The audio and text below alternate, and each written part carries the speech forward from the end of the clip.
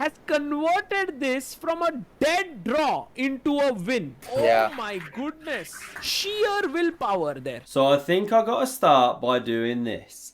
Because they're playing down in Dallas, Texas, and for some reason I have a Cowboys hat. No clue why. It's the bad boy of chess, Hans Niemann, versus Vidit Gujarathi, a guy who just played in the Candidates Chess Tournament, and it's a whole new format. Here's some shots from the game they just played, or the match I should say. It was like boxing, 3 rounds here, and on screen you can see the full format of the layout of the games. Basically, the time control gets steadily faster. They're over the board. It's exciting. It's in a stadium. Everyone's got the popcorn. And I'm going to show you a great game here. The winner of this won the whole event. Got a massive trophy. Everything's bigger in Texas, right? So Hans Niemann playing white.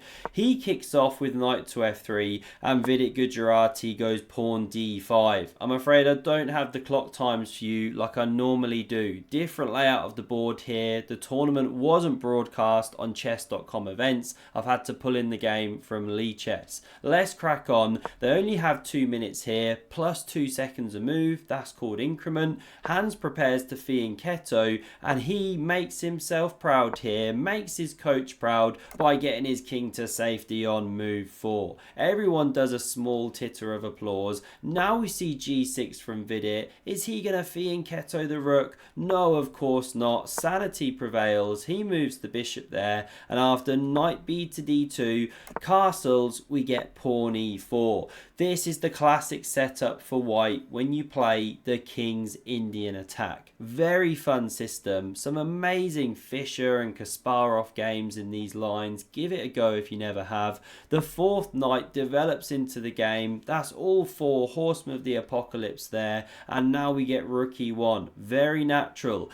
e5 from Vidit. The trio of dragons in the center, guided by Daenerys. Hans decides to take, break up that structure. Knight recaptures, and it's black now. Vidit with this Maroczy bind setup. He's got the space. Hans needs to undermine. He starts with knight c4, targeting the e-pawn, and avert your eyes if you're easily offended. Because pawn f6 is played. The king indecently exposed. Never play it, says Ben Feingold. Now we see c3 from Hans Niemann. Takes control of d4. Very natural, although he does weaken d3 now. Very tender. Tender as a Texas steak. We see bishop e6 on the board. Natural development. It is an unprotected piece though, and so after a4, nice expansion, looking to secure this knight here, we get queen d7. Supports this bishop. Connects the 2 towers. Good chess from both players, and knight fd2 from Hans. He's going for a light squared grip. Opens his sniper, and I like this maneuvering because after Vidit goes b6, cementing a connect 3, we get knight to e4. Nice centralization, yes, but isn't that pony just about to get chased away with pawn f5? Well, Vidit first starts with rook f to d8. On f5, of course, you could have gone knight g5, but now I love Hans's next move here. He plays on the other side of the board, pushes on with a5 here. At first looks weird. Surely you're running into b5 and your knights are getting absolutely catapulted off the board. Well, no. The weakness of the last move is a problem. You take here, queen moves, you win a bishop, you won a pawn, no good. So we run back. In this view, I can't have the grayed out view that we normally have, the back cave, the analysis mode. This is different. Rook a to b8, played by Vidit here, and now we see a captures on b6. Pawn recaptures and h4. This is modern chess for you, I tell you. Both pawns on the flanks, pushed. Here Hans is going for that bull movement, pincering in, and now you want to go f5, but then the knight can jump. So Vidit, he starts with pawn h6, takes control of this square. f5, coming to a cinema near you soon. We get queen e2 from Hans, and the pawns are rumbling. Look at the space that Vidit is gaining. The knight stumbling back, and b5. Look at the central control here. Those pawns linking arms like line dancers. We're in Texas after all.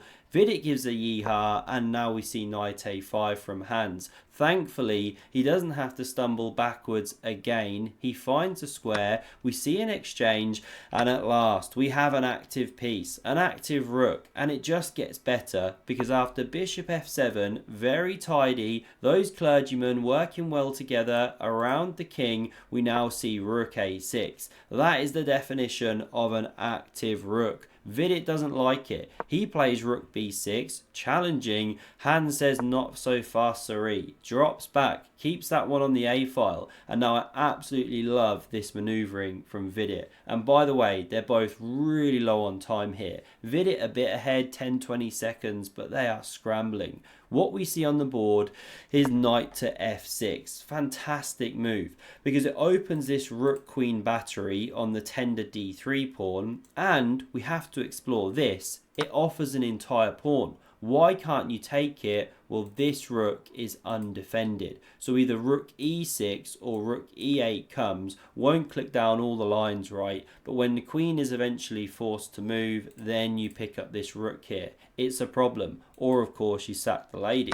So that's why the pawn wasn't touched. Instead, we see the excellent move from Niemann. This is where he's such a good player, of c4, explosive. He's really turned into this tricky blitz character. You know, he could have gone knight f3 there, counter-attacking this pawn. But his point now is if you take here, you can swap the queens off the board and then pick up the b pawn. And if instead we run back slightly, you try and take here first, have your cake and eat it, well then the knight recaptures, picking up tempos on the rook, e-pawn collapsing. Okay, not played. We run back. Instead, we see the move of knight to g4 from Vidit. It's excellent chess from both players. You can see they're in the 2700 club here. f2 under fire, d3 under fire, e4 could be on the way, and then bishop d4, pressuring here. What to do? Well, Hans comes up with another excellent move, low on time. Bishop f3, just cool and calm, recognizing the danger of that pony around his king.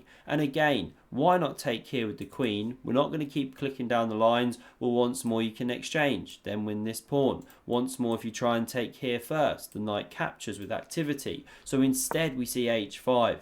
This knight cemento, that's why Hans now goes pawn b3, preparing to get his bishop to b2, attack e5, play on the other side of the board, but now we see an exchange. Vidit starts liquidating. Before that can be achieved, Hans finally gets his knight foraying forward, but this pawn is now dropping. Vidit taking advantage of this move. However, he's left the protection of this c-pawn. Hans picks it up. This is a pure scramble now. They're so short on time. And I'm drawing on the board here some of the best moves for Vidit. You know, he can come to the dark squared complex, hit the rook, keep pieces on the board, or there's this amazing e4 move, with the whole idea being you sack a pawn, but you get bishop d4 if it's taken. You hit rook, you hit f2. It's lethal, but it was all missed. Vidit plays the most natural way, but not the best way.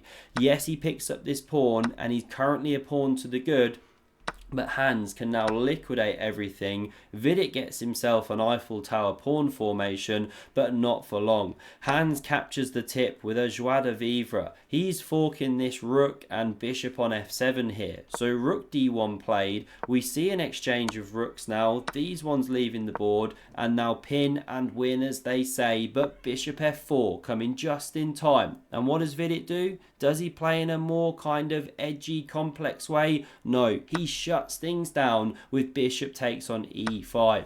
Opposite coloured bishops, notoriously drawish. But there is life in this game, as we're going to see. We see bloodshed, we see the Gatorade speaking for itself. More on that soon. Bishop e6 played, that one a bit of a big pawn. And now after rook c6, pressuring, king f7, I got you bishop, says the king. We now get the move, which Vidit once played in a desperate bid to sacrifice his king against Hikaru, king to e3.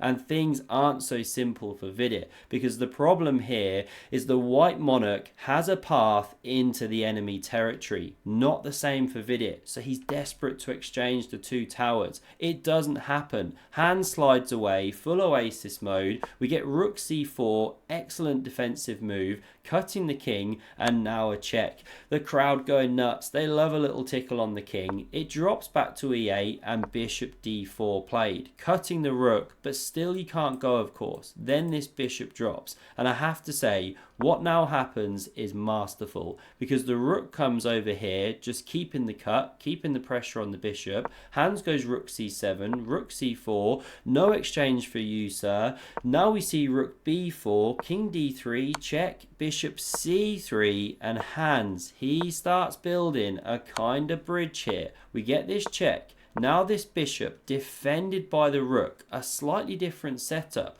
Rook c4 gets that king cut, lovely jubbly, but after bishop d4, king f7, rook d3. The composition has changed. Now the king ready to march, so you have to fight against that. We see bishop d5.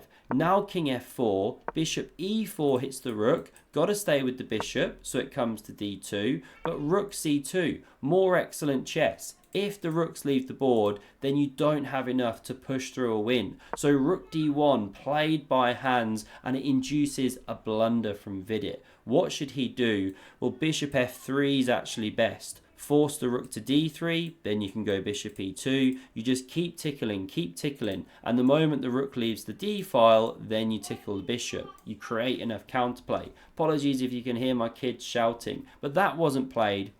We get king to e6 on the board, given a question, and now this king enters the position, hitting the backwards g6 pawn. This is terminal. Bishop f3 now played, a move too late. Rook a1 preparing to check, so we now see this rook cutting the 6th rank, and you can legit win that pawn. But Hans doesn't go for it. Maybe he's nervous of some discovered checks. They're playing on seconds, so he plays rook a5 instead, a waiting move. We see king f7, now check played, the king comes back, and Hans comes around the back there. Said his name a bit weird there. Now what to do? This pawn about to drop, but there's still some subtleties. King d5 hits the bishop, it saves itself. Bishop e4 now played. There was this crazy f4 line the computer talks about. Sack a pawn, then look for here to try and sack rook for bishop. Run a g pawn. Won't click down that whole rabbit hole. But after bishop e4, I love this. How many of us are taking this pawn, rook takes on g6? You just drew the game, because black can capture, king takes back, and how about that for a sneaky backwards bishop check here? Then you see the king move, this one's gone, and apparently this is enough for black to hold a draw. But black, of course, has to be careful that one of the white pawns doesn't queen. But okay, that wasn't played. We come back to bishop e4. Hans didn't take immediately. He goes bishop f4, blockading the pawns. Excellent move. This one now targeted, but takes. This one drops, and that h pawn running. An absolute lion. Harry the h pawn running down the file. King d4, and this was the final move of the game. And h pawn is just complete monster. Hans Niemann has converted this from a dead draw into a win. Yeah. Oh my goodness. Sheer willpower there. Vidit resigned. Why? Well, here's a sample line. The pawn gets one square from home, and here after some waiting move like bishop e4, you can simply check, change the composition of the pieces here, and the pawn's running. What to do? So this was the final position, king d4, and Hans gets the job done. Here's what he said afterwards in an interview. I was feeling a bit low energy. A friend of mine gave me Gatorade, and then I was ready to go. The Gatorade speaks for itself. Here's him lifting the trophy. Well done to Mr. Hans Niemann. He wins himself 30k. Vidit gets 20k still. Hans on a march right now. He's apparently planning more of these games too. Just launched his website. On the up in the 2700 club. How far can he take his chess? I hope you enjoyed. Smash subscribe if you did. And for another epic game, check out the video on screen. Thanks very much for watching, and see you soon.